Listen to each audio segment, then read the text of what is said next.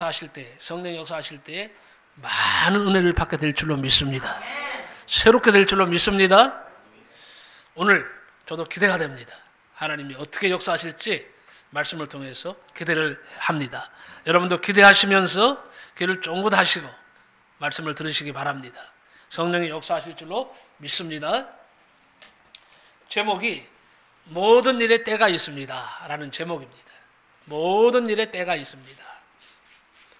정말 모든 일에는 다 때가 있는 것 같습니다. 오늘 말씀에 있는 것처럼 때가 다 있어요. 때가 다 달라요. 그래서 때에 맞게 사는 것이 가장 아름다운 것입니다. 쇠는요, 달았을 때 두들기라는 말이 있어요. 쇠가 식으면 구부러지지도 펴지도 못하기 때문에 쇠가 달구어졌을 때 두들려서 원하는 모양을 만들라는 것입니다. 쇠가 달구어졌을 때 두드리면 단단한 쇠를 가지고도 원하는 모양을 얼마든지 만들 수가 있습니다. 쇠가 은 다음에 두드리면 힘이 많이 들어가는데 쇠는요, 원하는 모양대로 만들어지지가 않습니다. 때에 맞게 행동하는 것이 지혜로운 것입니다. 전도서는 솔로몬이 인생의 노년기에 자기의 인생을 돌아보면서 기록한 지혜서입니다. 인류 역사상 가장 뛰어난 지혜를 가진 솔로몬이 기록한 지혜서이니까 우리가 전도서에서 많은 지혜를 얻을 수가 있습니다.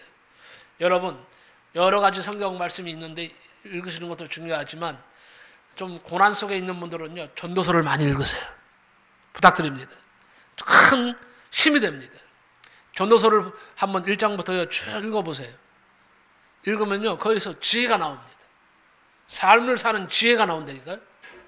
그리고 내가 처한 일이 어떤 지금 일에 내가 처해 있는지를 정확하게 진단하게 됩니다. 이걸 진단하지 못하니까 헤매는 거예요. 내가 처해 있는 일을 진단을 하면요, 내가 진단할 수 있다면 이거는요, 병을 고치는 것과 똑같은 거예요. 내 삶을 바꿀 수가 있어요. 그래서 지혜서인 겁니다. 그는 1절에서 범사에 기한이 있고 천하만사가 다 때가 있나니 이렇게 말하고서 2절에서 8절까지 보면요, 약 28가지의 때와 기한에 관해서 말을 합니다. 28가지의 때가 오늘 전도서 3장 1절부터 15절에 나와 있어요. 그리고 나머지 부분에서는 어떻게 살아야 하는지를 말합니다. 그는 솔로몬이 말한 때와 관련된 말씀을 통해서 오늘 우리들에게 주시는 하나님의 메시지를 찾아보도록 하겠습니다. 첫 번째는 지금 잘 된다고 교만하지 말고 겸손하라는 거예요. 반드시 기억하시기 바랍니다. 지금 잘 된다고 교만하지 말고 겸손하라. 제가요, 처음에 목회할 때는요, 지식적으로 많이 목회를 했던 것 같아요. 솔직히 지식적으로. 근데 그때요, 우리 김난영 사모님도 여기 계시지만 말이에요. 우리 주일학교 학생이 거의 80명까지 가까이 나온 적이 있어요. 80명.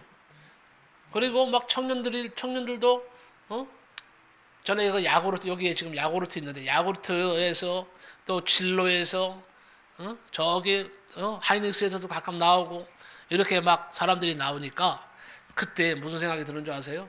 야, 요렇게만 잘하면 우리 교회가 큰 교회 되겠다 하는 교만함이 생겼어요, 저한테. 그랬던 것 같아요. 근데 하나님이요, 낮추시더라고.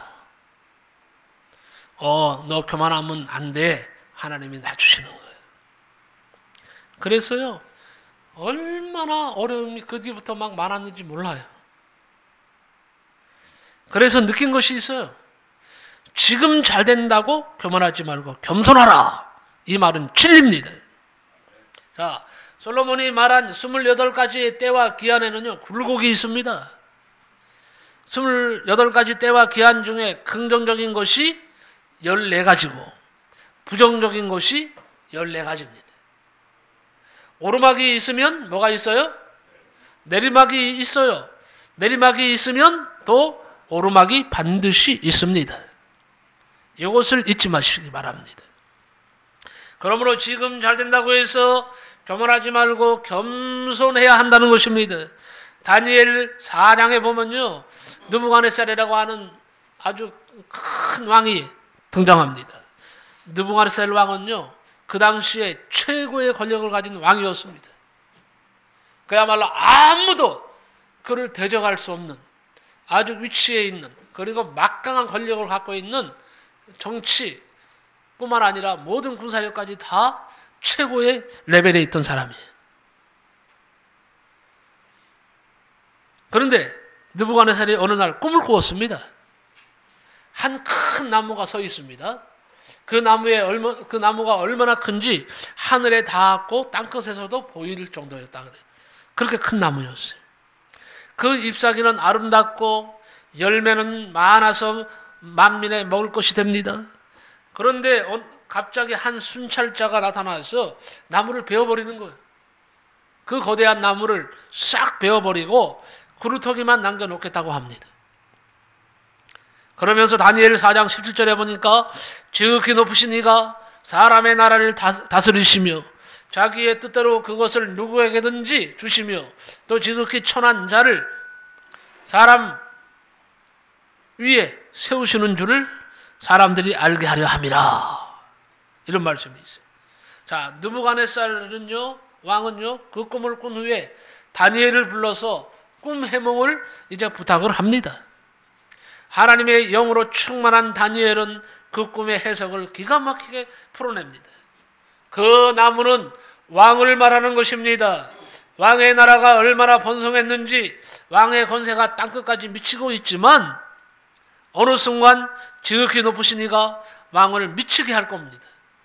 그래서 7년간 왕의 자리에서 쫓겨날 것입니다. 그때에 지극히 높으신 이가 사람의 나라를 다스리시며 자기의 뜻대로 그것을 누구에게든지 주시는 줄을 알게 될 것이라고 말합니다. 그리고 왕이 하나님이 다스리는 것을 깨달은 후에 왕의 나라가 다시 견고하게 될 것이라고 말합니다. 그리고 12달 후에 왕이 바벨론 왕궁 지붕에서요, 그런 이제 그 앞에 펼쳐진 자신이 다스리는 그 세계를 보면서요, 이 큰 바벨론은 내가 능력과 건세로 건설했다. 나의 도성으로 삼고 이곳으로 내 위엄의 영광을 나타낸 것이 아니냐. 만민들아 나를 우러러봐라 이거예요. 만민들아 나를 초양하라 이거예요. 만민들아 내가 얼마나 위대한지를 알라 이거예요. 그야말로 그의 교만이 하늘을 찔렀어요.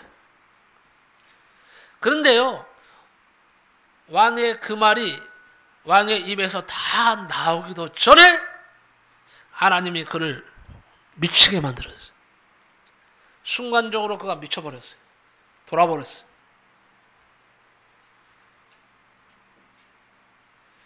느부갓네살은요, 그때부터 7년 동안 미쳐서 날뜁니다. 마치요, 성경에 보면요, 짐승처럼 그런 이제 미쳐서 날뜁니다. 짐승처럼 살아갑니다. 몇 년을요? 7년간을 살아가는 거예요. 그의 그 7년 동안 미쳐서 날뛸 때, 살아갈 때의 그 모습이 성경에 생생하게 기록되어 있습니다. 얼마나 비참한 인생이 되었는지요. 그는 사람이라고 할 수도 없을 정도로 그는 완전히요, 짐승화됐습니다. 손톱도 다 길어갖고 완전히 짐승처럼 되고요. 몸이고 뭐고 막 털이 나고 그야말로 짐승처럼 그렇게 변해버렸어요. 그야말로 7년을 미쳐서 짐승처럼 보냅니다. 그리고 기한이 차니까 그에게 서서히 뭐가 돌아와요? 총명함이 돌아옵니다. 지혜가 돌아옵니다. 그리고는 왕권을 회복합니다. 왕위가 회복됩니다. 그야말로 그가 하나님 앞에 겸손해지고 하나님을 찬양하는 왕이 되었다 하는 것입니다. 사람이 잘 될 때 그때에 하나님의 은혜에 감사하고 하나님을 높여야지 교만하면 이렇게 하나님이 쳐버리는 겁니다. 느부갓네살처럼 미쳐버리는 겁니다. 인생이 잘못되는 겁니다. 그러니까 지금 잘 된다고 교만하지 말고 우리는 말씀을 듣고 겸손합시다. 두 번째는요, 지금 어렵다고 낙심하지 말고 소망을 가지란 말이에요. 자, 내리막이 있으면 뭐가 있다 그랬어요? 오르막이 반드시 있다는 거예요. 우리 인생도 그렇습니다. 하나님을 믿는다면 더욱 그렇습니다. 하나님은 반드시 우리의 인생에 오르막을 만나게 하실 것입니다. 지금 저나 여러분이나 다 지금 오르막에 있어요? 내리막에 있어요? 솔직히 인정합시다. 네. 자, 어제 오르막에 있어요? 내리막에 있어요? 이걸 현실을 짚자 이거예요. 내리막에 있어요. 내가 보기에는 진단하기에는 지금 다 그래. 나도 내리막에 있어요 지금요. 여러분도 다 어떻게 보면 내리막에 있어요. 수영을 하다 바닥을 치면 올라갑니까? 안 올라갑니까? 올라가죠. 자, 우리가 내리막이 있습니다. 지금 고통스럽습니다. 아픕니다. 괴롭습니다. 말할 수 없는 탄식 속에 있습니다. 우리가 때로는 병들어서 신음합니다. 고통 속에 있습니다. 사람 때문에 괴로워하고 아파하고 있고 환경 때문에 조건 때문에 여건 때문에 말할 수 없는 탄식과 절망 속에 있는 거예요. 이게 바로 내리막이에요. 지금 내리막에 있는 것입니다. 그래도 저는 말합니다. 지금 어렵다고 낙심하지 말고 소망을 가지십시오. 소망을 가져야 됩니다. 하나님은 죽은 하나님이 아니에요. 하나님은 살아계신 하나님이십니다. 성경에 나오는 인물 중에 많은 사람이 어렵고 힘든 중에 절망 중에 하나님의 은혜를 받았습니다. 하나님이 주신 힘으로 나중에 큰 일을 감당하는 사람들이 되었습니다. 다윗은 하찮은 목동이었습니다. 하나님의 도우심으로 그런데 목동이 인간을 다스리는 이스라엘의 왕이 하나님에 의해서 된 것입니다. 자, 모세도 미디안 광야에서 장년의 양을 치고 있었는데 하나님을 만나고 이스라엘의 지도자가 되어서 애굽에서 고통 중에 있는 이스라엘 백성들을 해방시키는 용도자로서 위대한 일을 하게 됩니다. 요셉은요 보디발의 집에서 종살이를 했고 종살이를 하다가 억울하게 감옥에 가시기까지 했지만 하나님은요 그를 애굽의 총리로 세우셨습니다. 사랑하는 성도 여러분, 지금 어렵습니까? 낙심하지 마시기 바랍니다. 하나님은요 약한 자를 강하게 하시는 하나님이십니다. 약한 자를 들어서 사용하셔서 강한 자를 부끄럽게 만드시는 분이 하나님이시다. 하나님을 의지하시고 다시 소망을 가지시기 바랍니다. 저는요 여기 나와 계시지만 우리 이동건 집사님하고 전에 한번 대화를 했어요. 대화를 하면서 제가 세 가지를 기도하기로 했어요. 첫째는 우리 이동건 집사님이 일하는 데에서 사고 일어나지 않도록, 아마 기억하실 겁니다. 사고 일어나지 않고 안전하게 일할 수 있도록 해달라는 기도 제목 제가 잊지를 않아요. 새벽 대담마다 부르시고 기도합니다. 다니엘이 기도를 하면서 저는 기도합니다. 또 하나는요 너무 물질적인 어려움이 있으셔. 정말 여러분 우리 이동원 집사님요 칭찬해야 돼요. 힘들면서도 교회를 위해서 남모르게요 물질로 많이 봉사하십니다. 목사님, 내가 물질로 하나님 앞에 영광 돌려야 되겠습니다. 그런데 지금 물질적인 어려움이 있으니까 목사님 기도해 주세요. 나는 그 기도를 합당하게 여겼어. 그래서 하나님께 기도하는 거예요. 하나님, 우리 이동근 집사님 불쌍히 여겨주세요. 정말 이렇게 목이 메어요. 내가 우리 집사람을 위해서는 목이 메어서 이렇게 기도한 적 없어. 반드시 하나님이 들어주실 거라고 저는 확신합니다. 그리고 또 하나는요, 부모님이 사놓은 땅 팔리게 해달라고. 내가 생각해도 그 땅이 팔려야 이 집은요, 팔려야 부모님 빚도 갚고 또 이동건 집사님도 마찬가지고요, 집이 살아. 근데 기도하고 있는데 이 땅이 어마어마한 땅이에요. 어마어마한 땅이야. 2천 몇 평인데 평당 한 50에서 60 정도 가면 12억이 넘어. 그럼 나는 기도하면서 목사님들한테 몇 분한테 기도 부탁까지 했어요. 목사님 기도해 주세요. 정말 절박합니다. 근데 목사님들이 정말 깜짝 놀라는 거. 돈으로 하면 12억 정도 되는데, 넘는데 살 사람이 있을까? 그래도 기도해 주세요. 그리고 기도하고 있어요. 하나님이 오늘 말씀처럼 어느 때에 역사하실 줄은 아무도 알 수 없는 거예요. 하나님이 역사하시면 됩니다. 믿으십니까? 반드시 됩니다. 하나님은 죽은 하나님이 아니세요. 살아계신 하나님이십니다. 그래서 같이 기도하고 있어요. 여러분도 용기 잃지 마세요. 하나님은 살아계십니다. 하나님은 우리가 부르짖고 기도할 때 결코 나는 몰라 하고 외면하시는 하나님이 아니시란 말이에요. 여러분 지금 어려울 때에 더 기도하시기 바랍니다. 지금 어렵다고 낙심하지 마시고 낙심할 일이 있으면 기도하세요. 하나님 앞에 눈물로 부르짖고 기도하세요. 소망을 그리고 가지시기 바랍니다. 세 번째는요. 현재를 즐기고 현재에 충실하라. 이 말씀을 드리고 싶습니다. 현재를 즐겨라 이거예요. 즐거란 말은 현재 기분 나쁘다고 해서 환경이 어렵다고 해서 조건이 어렵다고 해서 막 괴로워하고 아파하고 그러면서 막 가슴을 치는 것이 아니에요. 현재를 즐기란 말은 고통 가운데서요 힘들면 기도하라는 말이에요. 기도하고 그것을 받아들이세요. 수용하세요. 받아들이고 수용해야 됩니다. 그때부터 마음에 평안이 오는 거예요. 그런데 여러분 현재를 즐기지 못하고 괴로워하고 아파하고 막 슬퍼만 하면요 평안이 없어. 현재를 즐기시기 바랍니다. 그것이 고통스러운 일이든 즐거운 일이든 기쁜 일이든 눈물 나는 일이든 감당하세요. 내가 나한테 주신 것이라고 생각하세요. 나한테 주신 것이라고 생각하고 그리고 어떻게 해요? 우리는 이기려고 힘쓰고 애쓰고 하나님을 찾는 거예요. 기도하는 거예요. 현재를 즐기는 거예요. 그리고 현재 일에 충실하십시오. 에이 이것도 안 되고 저것도 안 되는데 집어 던지고 그냥 발광한다 그러죠. 좀 죄송하지만 막 그냥 힘드니까. 그런데 말씀드립니다. 현재를 즐기고 현재에 충실해야 하나님이 그를 바라보시는 거예요. 그를 일으키시는 거예요. 세우시는 거예요. 현재를 즐기지 못하고 현재에 충실하지 않으면 하나님이 쓰시고다 해도 쓰실 수가 없어. 그릇이 안 돼 있거든. 그릇은 언제 만들어진 줄 아세요?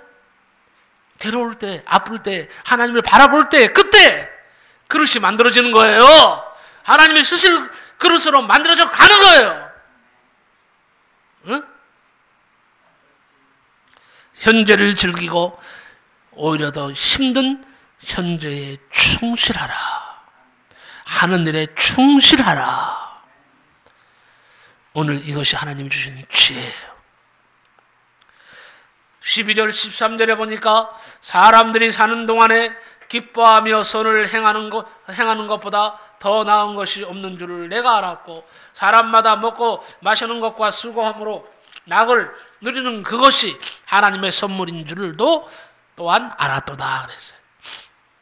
정리하면요.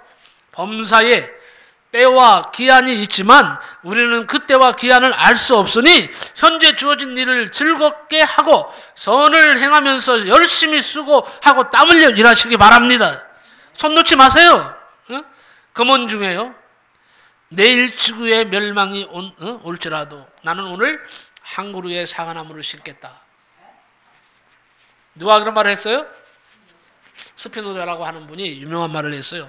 내일 지구의 멸망이 온다 할지라도 나는 오늘 한 그루의 사과나무를 이 땅에 내가 이 앞에 심겠다 이거예요.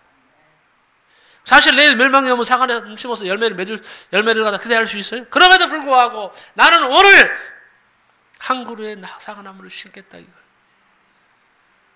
이게 지혜인 겁니다. 이 금언은요, 오늘이라는 현재에 최선을 다하는 삶을 살겠다는 뜻입니다. 내일 어떤 일이 벌어질지라도 오늘 현재에 충실해야 하는 것입니다. 돌스토이는 인생에서 가장 중요한 시간은 바로 지금 현재이고 인생에서 가장 중요한 일은 지금 내가 하는 일이며 인생에서 가장 소중한 사람은 지금 내가 만나고 있는 사람이다. 지금 내가 만나고 있는 사람이요. 가장 현재 소중한 사람이에요. 자, 여러분은 지금 하나님을 만나고 우리 주님을 만나고 성령님을 만나고 주의 종을 만나고 집사님을 만나고 권사님을 만나고 성도의 교제를 나누고 사모님을 만나고 지금 만나는 이 사람들이 내 생활에 있어서 내 삶에 있어서 가장 소중한 사람들인 거예요. 왜 그런 줄 아세요? 예수 안에서 하나이기 때문입니다. 예수의 이름을 같이 부르는 사람이기 때문입니다. 그래서 소중한 사람인 거예요. 저자도 제목도 모르는 시 한 편을 소개하겠습니다. 잘 들어보십시오. 할 일이 생각나거든 지금 하십시오. 오늘 하늘은 맑지만 내일은 구름이 보일지 모릅니다. 어제는 이미 당신의 것이 아니니 지금 하십시오. 친절한 말 한마디가 생각나거든 지금 말하십시오. 내일은 당신의 것이 안 될지도 모릅니다. 사랑하는 사람이 언제나 곁에 있지 않습니다. 사랑의 말이 있다면 지금 하십시오. 미소를 짓고 싶거든 지금 웃어주십시오. 당신의 친구가 떠나기 전에 장미가 피고 가슴이 설레일 때 지금 당신의 미소를 보여주세요. 불러야 할 노래가 있다면 지금 부르십시오. 당신의 해가 저물면 노래 부르기엔 너무나 늦습니다. 당신의 노래를 지금 부르십시오. 이런 시예요. 주님은 작은 일에 충성하는 자에게 큰 일을 맡기시는 하나님이십니다. 지금 주어진 일에 충실하는 사람에게는 미래에 우리 하나님은 큰 일을 맡기시는 것입니다. 현재를 즐기고 현재에 충실하시기를 예수님의 이름으로 축복합니다. 네 번째는 미래를 준비하라는 거예요. 미래를. 지금 기회가 없다면 자신을 준비시키고 기회를 기다리십시오. 그러면 반드시 기회가 올 것입니다. 썰물 때에 준비한 사람은 민물 때에 고기를 잡을 수가 있는 거예요. 썰물 때에 물 나갔다고 해서 준비 안 하면요, 민물이 올 때 아무것도 못 잡아요. 고기를 못 잡아요. 그런데 썰물 때 사람들은 에이 아무것도 없는데 뭘 준비하란 말이냐? 안 하면 안 돼요. 썰물 때가 진짜인 겁니다. 썰물일 때 그때 아무것도 없어 보이지도 않아. 그런데 나는 배를 수리하고 예를 든다면 그런 거예요. 몰려올 고기를 생각하면서 그물을 깃고 하는 거예요. 이걸 썰물 때 해야 되는 거예요. 이렇게 준비가 된 사람은요, 밀물이 막 밀려오면요, 고깃대가 막 들어오면요, 막 다 잡는 거예요. 바로 그러한 때가 올 것이다 이거예요. 그래서 미래를 준비하자 이거예요.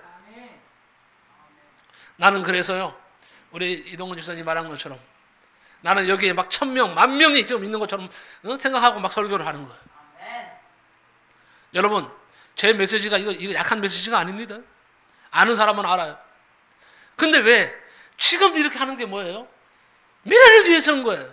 앞으로를 위한 거예요. 하나님이 어떻게 변화시켜줄지는 아무도 장담할 수 없어. 아무도 몰라. 하나님이 부흥시켜 주시는 것도 순식간입니다.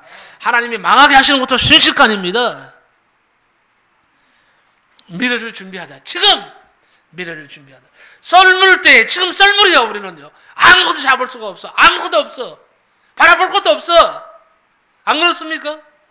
하지만 지금 우리는요, 민물이 몰려올 것을 생각하면서 지금 눈물을 흘리면서 아파하면서 괴로워하면서도 준비하자 이거예요. 차근차근 준비하자 이거예요. 반드시 때는 옵니다. 네? 썰물이 계속 썰물이냐? 아니에요. 썰물이 지나가면요, 민물은 몰려오게 돼 있어요. 네? 그날이 반드시 올 겁니다. 우리가 기도하는 것도 그렇습니다. 기도하고 기다리지를 못해. 그냥 급해. 기도에 인내심이 없어. 당장 응답이 안 되니까 막 난리예요. 응? 당장 응답이 되기를 소원합니다. 근데 기도 응답이 내 맘대로 되냐고요. 그래서 당장 응답이 안 되면 포기하고 좌절합니다. 그러니 하나님께서 안타까워하시는 거예요. 여러분, 기도 응답도 때가 있는 거예요. 아무 때나 그냥 막 막 하나님이 응답하시는 게 아니에요. 하나님이 내 기도를 응답하실 때가 있어요. 기도 응답도 때가 있습니다. 어떤 기도는요, 때가 찰 때까지 내가 기도에 수고를 해야 돼요. 기도도 세 가지 응답이 있다고 하죠. 안 된다. 응답이에요, 아니에요? 기다려라. 응답 아니죠? 기다려라. 응답이에요. 오냐? 지금 들어주마. 이것도 응답이에요. 이 세 가지가 다 응답이라는 사실을 아십니까? 어떤 성도가 어떤 문제를 놓고 열심히 기도합니다. 그런데 아무런 응답이 없어. 거기에는 이유가 있습니다. 하시면 결국 그 영혼이 병들고 파괴되고 하나님을 떠나게 되는 일이 생길 수가 있어요. 그러면 하나님이 응답 안 하십니다. 왜? 안 해야 그 사람이 사는 거니까. 예? 그래서 하나님이 막으시는 겁니다. 이 사람에게는요, 응답이 안 되는 것이 복이에요, 아니에요? 응답이 안 되는 것이 복이요. 이것도 인정해야 돼요. 알아야 돼요. 그런데 참지를 못하네. 어떤 성도가 또 어떤 큰일을 앞에 놓고 열심히 기도합니다. 분명히 빨리 응답될 것 같아. 그리고 열심히 부르짖고 기도하는데 이게 더딘 거예요. 시간이 걸립니다. 이때도요, 주저하면 안 돼. 포기하면 안 돼. 실망하고, 이때는 어떻게 해야 돼요? 응답이 될 때까지 인내하면서 기도해야 돼요. 하나님께서 더 크고 아름다운 것을 예비하셨기 때문에 너 기도해. 그 기도는 조금만 거밖에 못 받아. 그러니까 더 기도해. 더 기도해. 더 기도해. 더 큰 거. 더 큰 거. 하나님이 큰 것을 예비하셨기 때문에 막 요구하시는 거예요. 뭐예요? 기도에 인내를 요구하시는 거예요. 이걸 알아야 돼. 이걸 알아야 돼. 이게 지혜예요. 이게. 어?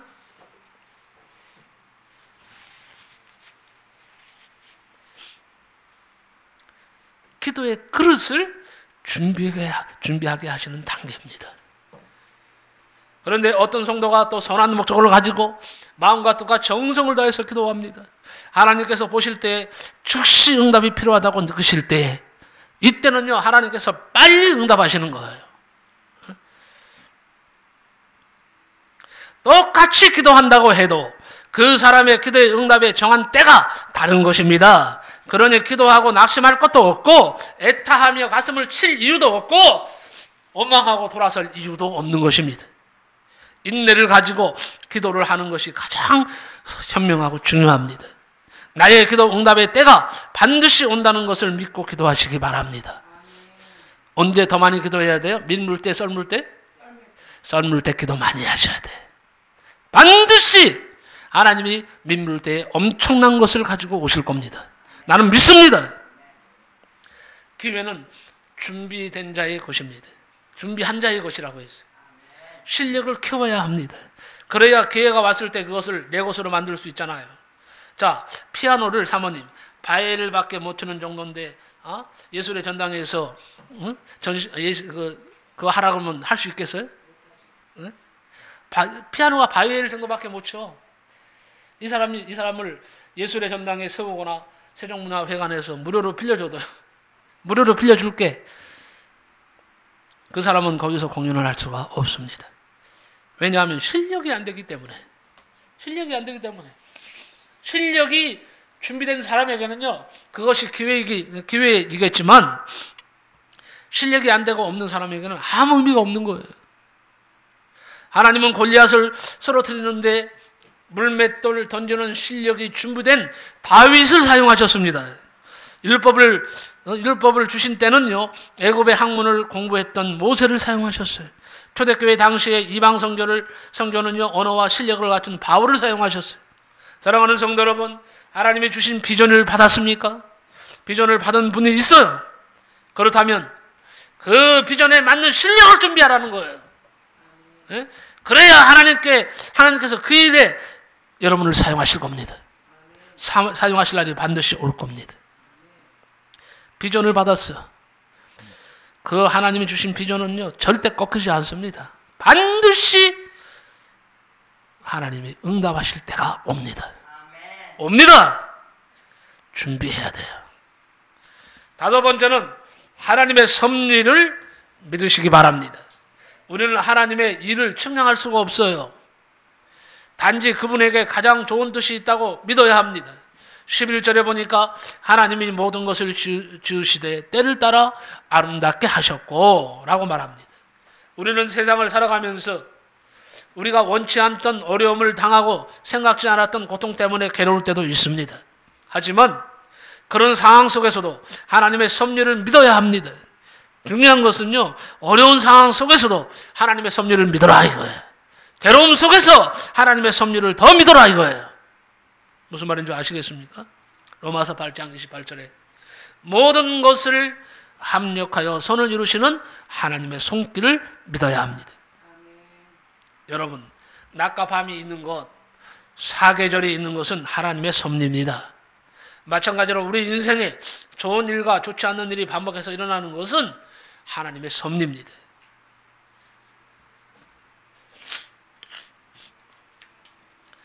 레브 스무엘 벤 요세프라고 하는 사람이 있었습니다. 그는 유대인인데 하나님을 신실하게 믿는 사람이었어요. 그는 범사에 일어나는 일들 속에 있는 모순을 보면서 많은 의문과 갈등을 갖고 있었습니다.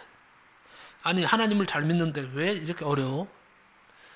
내가 정말로 주님의 뜻을 따라 사는데 왜 이렇게 괴로움을 당해야 돼? 왜? 그는 그러한 일들을 가지고 하나님께 알려달라고 기도했지만 한 번도 시원스러운 해답을 얻지를 못했습니다. 그의 머릿속에는 왜 안 되는 거야? 왜? 아니, 어떻게 이럴 수가 있어? 내가 지금 어떻게 살아가고 있는데?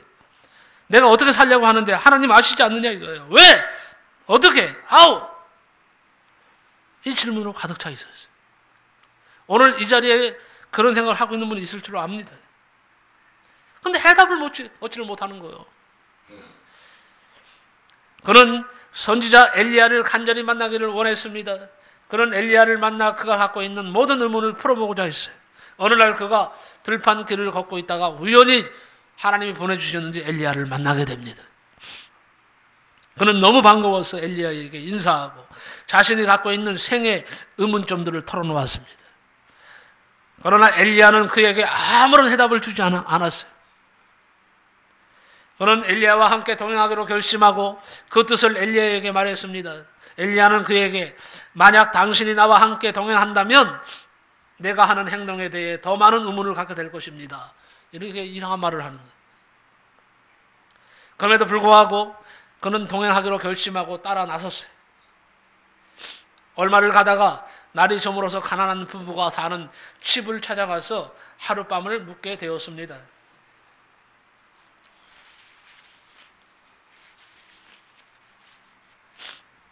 가난한 부부가 가진 유일한 소유는요, 소 한 마리였어요. 가난한 부부는 두 사람을 정성스럽게 극진히 대접을 했습니다. 두 사람은 그날 밤을 그곳에서 보내고 이른 아침 떠나게 되었습니다. 엘리야는 그 집 주인에게 감사의 인사를 하고 떠났습니다. 그때 갑자기 소가 죽어버렸어요. 소가 죽었어. 그런데 엘리야는 그 일에 대해서 아무런 보상도 하지 않고 그대로 그 집을 떠나서 여행길을 올랐습니다. 레브 시무엘은 매우 못마땅할 뿐만 아니라 도저히 이해가 안 됐어요. 자기들에게 그렇게 친절하게 호의를 베푼 가난한 부부의 전 재산인 소가 죽는 것을 보고도 아무런 보상도 하지 않고 그대로 유유히 그 집을 떠나온 엘리야의 행동을 이해할 수가 없었어요. 얼마를 가다가 다시 날이 저물어서 어느 부잣집에 들려서 하룻밤을 묵게 됩니다. 그 집 주인은 두 행인에게 빵 한 조각 대접하지 않고 박대했습니다. 두 사람은 몹시 배가 고팠지만 어쩔 수 없이 그날 밤을 그대로 지냈습니다. 다음 날 이른 아침에 두 사람이 그 집을 떠나려고 집을 나섰을 때에 그 집 앞마당에 큰 나무가 뿌리째 뽑혀서 쓰러져 있었습니다. 엘리야가 그 나무를 보자 곧 일으켜 세워서 그 자리에 잘 묻어 주었습니다. 시무엘은 엘리야의 하는 행동을 이해할 수가 없었습니다. 두 사람은 다시 여행길에 올랐습니다. 얼마를 가다가 어느 마을에 들려서 그 마을에 있는 회당에 들어갔습니다. 그 회당 안에 있는 의자는 모두 은과 금으로 되어 있었는데 모두 자리에 사람들이 다 앉아 있었어요. 그들은 두 여행객들을 바라보기만 하고 누구 하나 자리를 내어주지 않았습니다. 저녁이 되었지만 누구 하나 자기의 집으로 그들을 초대하는 사람도 없었습니다. 두 사람은 회당에서 밤을 새고 그 이튿날 떠나게 되었습니다. 엘리야는 회당 문 입구에 서서 그 동네에 있는 사람들을 향해서 너희 모두는 지도자가 되라 하고 축복을 하고 떠났습니다. 그 다음날 저녁 두 사람은 아주 작은 공동체를 방문했습니다. 그 공동체 사람들은 다 가난했음에도 두 사람을 너무 친절하게 대해주었고 맞이해 주었습니다. 대접했습니다. 다음날 엘리야는 그 공동체 사람들을 향해 너희 지도자는 오직 한 사람이어라 하고는 축복하고 떠났어요. 엘리야와 동행하고 있던 시므엘은 엘리야의 행동을 더욱더 이해할 수가 없었습니다. 그들에게 박대한 사람들에게는 모두 지도자가 되라고 축복하고 그들을 환영했던 사람들에게는 지도자는 오직 한 사람만이라고 축복하는 것이 너무 혼란스러웠어요. 얼마를 가다가 엘리야는요 그와 동행한 시므엘에게 이렇게 대답을 합니다. 시므엘, 자네는 나와 동행하면서 나의 행동이 풀리지 않는 수수께끼처럼 느껴졌을 것이라는 것을 나는 잘 알고 있네. 나의 말에 조용히 귀를 기울이게. 첫 번째 우리가 마음씨 착한 가난한 부부 집에 들렸을 때 그 집 소가 죽은 것을 자네는 기억하는가? 그날에 그 집 아내가 사실 죽기로 되어 있었던 날인데 내가 하나님께 간절히 요청해서 그 부인 대신에 소가 죽게 했네. 그 다음 욕심쟁이 부잣집에 들렸을 때 그 집 마당에 쓰러진 큰 나무를 내가 세워준 것은 바로 그 나무 뿌리가 뽑힌 자리에 황금 덩어리가 있었기 때문에 욕심쟁이 부자가 그것을 발견하지 못하도록 나무를 다시 세운 것이네. 그리고 우리를 박대한 마을 사람들을 위해 모두 지도자가 되라고 한 것은 축복이 아니고 저주일세. 지도자가 많으면 의견이 통일되지 않아서 망하는 법이네. 마지막으로 가난한 공동체 사람들을 위해서 한 사람의 지도자가 나오도록 기도한 것은 현명한 한 사람의 지도자가 그 공동체를 인도해야 그들이 잘 될 것이기 때문에 그렇게 축복한 것일세. 엘리야는 시므엘을 떠나기 전에 나는 자네에게 그 어떤 유익한 충고도 주기를 원치 않네. 나의 친구요. 그러나 자네가 사악한 사람이 잘 되는 것을 보거든 분명히 그의 사악함이 궁극적으로 그에게 불행한 일을 가져올 것이라는 것을 마음에 기억해 두게. 그리고 어려운 사람이 인내하고 고생하고 어려움을 겪는 것을 보거든 그 사람이 어떤 불행한 일로부터 구원을 받을 것이라는 사실을 기억하게. 그리고 더 이상 의문을 품지 말게. 아무도 하나님의 길을 이해할 수 없다네. 그리고 엘리야는 시므엘을 떠나고 시므엘은 집으로 돌아갔다는 얘기입니다. 자, 이것이 주는 의미를 여러분 한번 생각해 보시기 바랍니다. 굉장한 의미가 있어요. 여러분, 마지막으로 드릴 말씀은 어떠한 상황 속에서도 어떤 때를 만나지 못했다 할지라도 하나님을 경외하는 삶을 사시기 바랍니다. 본문에서 우리가 하나님을 경외해야 할 이유를 몇 가지 발견합니다. 첫째는요, 우리들은 때를 잘 알지 못하기 때문에 하나님을 경외해야 하는 것입니다. 하나님은 때를 너무도 잘 알고 계시는 분이세요. 때에 따라서 필요에 따라서 풍성하게 채워주시는 분이세요. 그렇기 때문에 여러분 힘들고 어려울 때 더욱더 하나님을 경외하시기 바랍니다. 그러면 하나님께서 반드시 좋은 때를 허락하실 줄로 믿습니다. 둘째는요, 복을 주시는 분이 하나님이시기 때문에 하나님을 경외해야 돼요. 경배해야 돼요. 13절에 보니까 사람마다 먹고 마시는 것과 수고함으로 낙을 누리는 그것이 하나님의 선물인 줄을 또한 알았도다 그랬어요. 모든 것이 하나님의 손에 있는 것입니다. 그렇기 때문에 우리가 가장 가진 재능이나 돈이나 환경이나 인맥보다 더 중요한 것이 하나님을 경외하고 찬양하는 것입니다. 그리고 자녀들에게 많은 재산을 물려주는 것보다 하나님을 경외하는 신앙을 물려주는 것이 더 중요합니다. 여러분, 집을 세우느냐 허무느냐는 다 하나님을 경외하느냐 안 하느냐에 달려있어요. 여호와께서 집을 세우지 아니하시면 파수꾼의 경성함이 허사로다 그랬어요. 여호와께서 집을 세우지 아니하시면 세우는 자의 수고가 헛되다 그랬어요. 또 국가의 흥망성쇠도 하나님의 손에 달려 있습니다. 내 흥망성쇠도 하나님의 손에 달려 있다. 이것만 아시기 바랍니다. 이게 중요합니다. 내 손에 달려 있는 게 아니에요. 행복이 내 손에 달려 있는 것이 아니에요.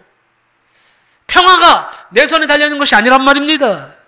흥망성쇠, 평안, 모든 것은 하나님이 손에 쥐고 계신다. 하나님이 이 손을 푸셔야 돼요. 무슨 말입니까? 하나님께서 이 손을 내미셔야 돼, 나한테. 그때부터 인생이 판도가 달라지는 것입니다. 우리가 행한 모든 것이 하나님 앞에 다 드러나기 때문에 하나님을 경외하시기 바랍니다. 15절에 보니까 하나님은 이미 지난 것을 다시 찾으신다 그랬어요. 이 말은 우리가 하나님 앞에 섰을 때에 지난날의 삶을 계산하게 되는데, 그때 하나님은 과거의 모든 것을 정확하게 다시 보시고 심판하신다는 말씀이에요. 여러분, 비행기가 떨어졌을 때에 블랙박스를 열어보면 조종사와 관제사 사이에 나누었던 대화가 고스란히 남아있고, 어떻게 비행을 했고 어느 고도에서 날다가 추락했는지 다 나오게 되어 있답니다. 마찬가지로 우리가 산 일생도 주님 앞에 가면 블랙박스를 열듯이 우리의 일거수일투족이 다 되살아납니다. 지나간 것이라고 다 지나가 버린 것이 아닙니다. 이것이 하나님은 이미 지난 것을 다시 찾으신다는 의미예요.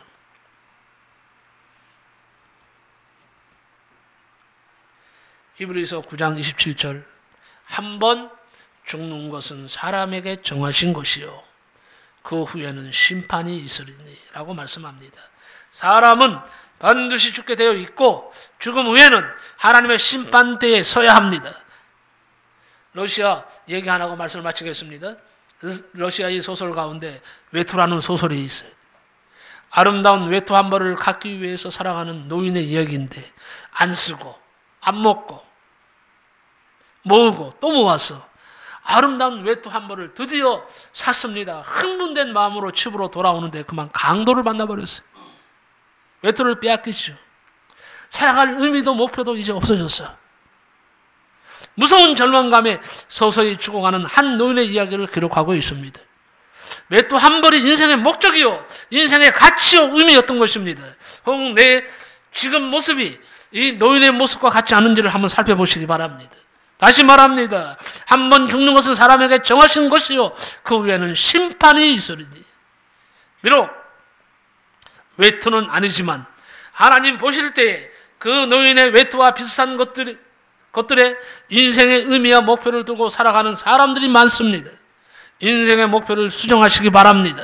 썩어 없어질 것에 소망을 두지 마시고 참되고 영원한 것에 목표를 두고 사시기를 축복합니다. 기도하겠습니다. 고마우신 하나님, 감사합니다. 모든 일에는 때가 있습니다라는 제목으로 말씀을 나누었습니다. 아버지 하나님, 때는 우리의 것이 아닙니다. 하나님이 주실 때, 허락하실 때 아버지 하나님이여 나의 때가 오는 것입니다. 아버지, 오늘 그 사실을 솔로몬은 전도서를 통해서 우리에게 극명히 보여주고 있습니다. 오늘 말씀에 많은 아버지 은혜를 받습니다. 이제는 아버지 하나님 인내하면서 때를 기다리는 자의 모습이 되기를 원합니다. 아버지 하나님, 우리가 많은 것을 얻으려면 아버지 하나님 썰물 때에 우리가 준비해야 됩니다. 지금은 썰물 때입니다. 아버지, 준비하는 기간이 있어야 됩니다. 반드시 민물이 몰려올 때 하나님께서 나에게, 우리 모두에게 풍성한 것으로 채워 주실 줄로 믿습니다. 아버지 감사합니다. 때를 기다리는 지혜로운 자가 다 되게 하여 주옵소서. 예수님의 이름으로 기도하옵나이다. 아멘.